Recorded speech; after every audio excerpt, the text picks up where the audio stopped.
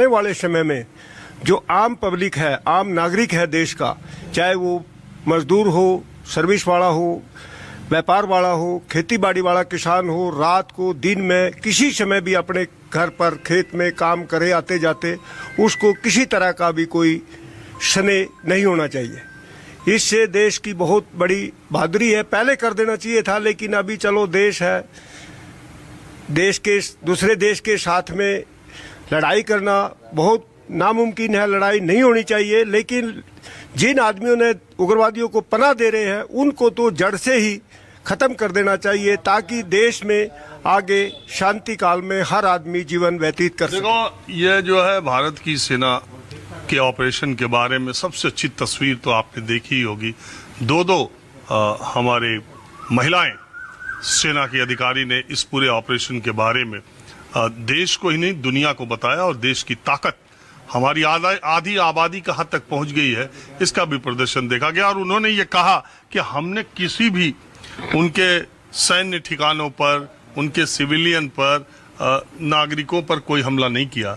हमने उन जगह पर हमला किया जहां से भारत की धरती के खिलाफ साजिश रची जाती थी। हमने उन जगहों पर ट्रेनिंग कैंप को निशाना बनाया। ठीक किया जी, बोलना भी चाहिए ऐसा ही। हाँ? ऐसे ही होना चाहिए। जो किसी का नुकसान करे तो उसको ऐसे ही रिजल्ट मिलना चाहिए। तो जब आपको कब पता चला कि इंडिया ने अटैक कर दिया? हमने सवेरे खबर देखी, सवेरे पता चलिया। सवेरे खबर सुनी थी, सवेरे पता चले, और हमने रात ना क्या पता लगा था। क्या लग रहा है आपको कि और मामला बढ़ेगा कि बस यहीं पाकिस्तान खत्म है? ये बात तो यही है। कुछ हाँ? खबर वाले भी बता रहे पाकिस्तान कुछ अटैक करेगा, बाद में फिर ये करेंगे। अभी कुछ नहीं है वो। हाँ, वो तो भभकी दे ही रहा। वहाँ तो अमेरिका ने भी कह दिया शांति से बैठ जा, अब कुछ करने की जरूरत नहीं है। देखो जी, दूसरे देश तो साथ दिए ही करें, कुछ देश उसके साथ भी तो है, उसके साथ भी तो है। बहुत मुट्ठी, वो एक तुर्की है और एक। दुश्मन को कभी भी हलवा ना समझो, दुश्मन को कभी हल्का ना समझो। दुश्मन का पता नहीं किस टाइम क्या वार कर सकता है। नहीं, हल्के में कहाँ ले रहे थे, तैयारी इधर भी तो है। ठीक है जी, ठीक है। देश तो इसके साथ भी, भारत के साथ भी बहुत है, और भारत के थोड़ा बड़ा है, इस पर भी बहुत असला है। जरूरत पड़ी तो हम भी चलेंगे। हाँ? हम भी चलेंगे जरूरत पड़ी तो। अरे अभी तो 14 लाख वही है। फिर जवानों का नंबर बाद में आया, बुजुर्गों का पहले आ जाओ। फिर आमे बालूरा कुछ क्या करेंगे हमें? हाँ? हम क्या करेंगे? जनसंख्या तो बढ़ाते रहे, हम खुद चले जाएंगे। अच्छा, तो गांव में या आपके गांव में चूंकि देखो ये जो घटना घटी, जो आपके गांव का बेटा है, ये तो बहुत बुरा काम हुआ। बहुत मर्माहत था, पूरा देश उसकी। कोई दूसरा लड़का होता तो घर बसा रहा जिंदा, उसका तो कुछ भी नहीं रहा। अभी शादी तुरंत हुई, कुछ भी नहीं है कि लड़का था वही गुजर गया। क्या है आगे? तो कुछ भी नहीं, आगे तो कुछ भी नहीं। वो तो घर बर्बाद हो गया। एक लड़की है बस। लड़की कहने में, लड़की तो अपने घर की है, जहाँ ब्याही जाएगी वहां चली जाएगी। उसके घर में तो कुछ नहीं रहा। इससे बुरा क्या होगा? और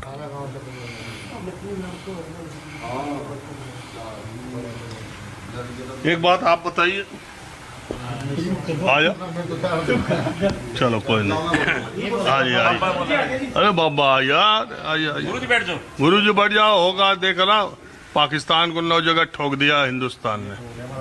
जय हिंद, जय भारत। जय हिंद, जय भारत। हमारे देश में यह आतंकवाद अधिकतर ज़्यादा फैला हुआ है और नौजवानों को कैप्चर करता है। इसमें आने वाला भारत हमारे से भी ज़्यादा चलने वाला है और ज़्यादा सभ्यता के साथ है। जो सभ्यता हिंदुस्तान की है वो पाकिस्तान की नहीं है। और इस न्यूज़ को सुन के बड़ा दिल खुश हुआ, बड़ा दिल को आनंद मिला, और आगे ये भी चाहते हैं और ऐसा ही हो। कितनी बार? जितनी बार भी वे आएंगे उतनी बार होगा, उससे फालतू होगा। जब तक आतंकवाद वहाँ से खत्म नहीं होगा, बिल्कुल जड़ से, बिल्कुल चलता रहेगा काम। हमारी गवर्नमेंट रुकेगी नहीं, मोदी जी रुकेगी नहीं, राजनाथ सिंह रुकेंगे नहीं, गृह मंत्री रुकेंगे नहीं, ये काम चलता ही रहेगा। और आने वाले अगर जरूरत पड़ी हम महात्मा लोग भी साथ साथ हैं। अरे महात्मा लोग का भी कहाँ जरूरत है बाबा, बस हम तैयार हैं। पूरा देश 140 करोड़ का देख रहे हो, सबका जज्बा एकदम। बिल्कुल हम अपने बल से बिल्कुल तैयार हैं।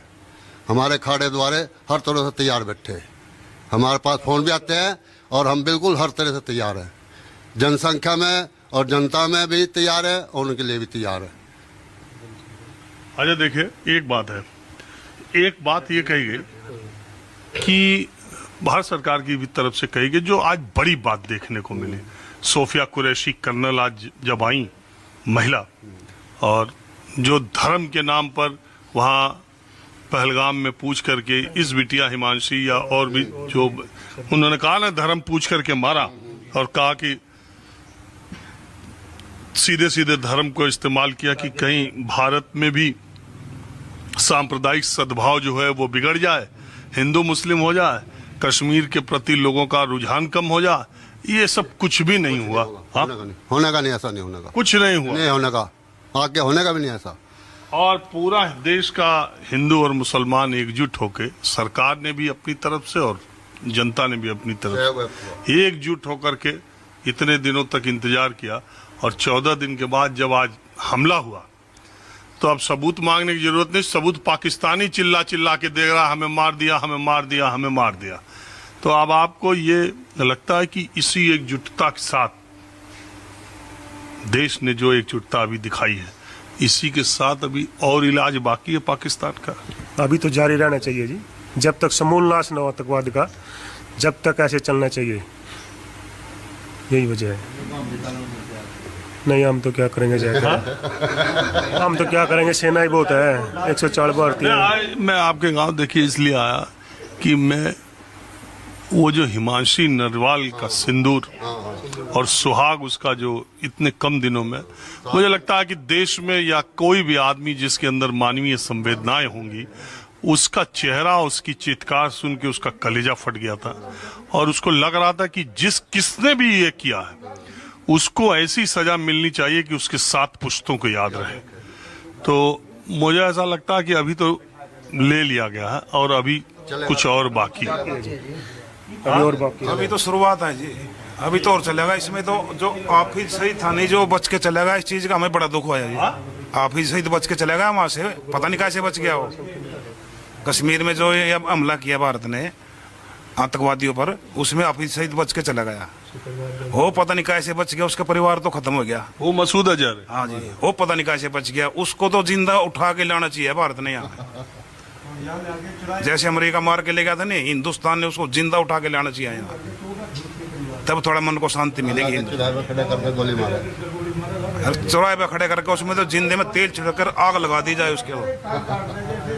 उसने तो बहुत घिनौने काम किए हिंदुस्तान में, कितनी हत्याएं की उसने, निर्दोष लोगों को मारा। बड़ा दुख हुआ हमने इस बात का।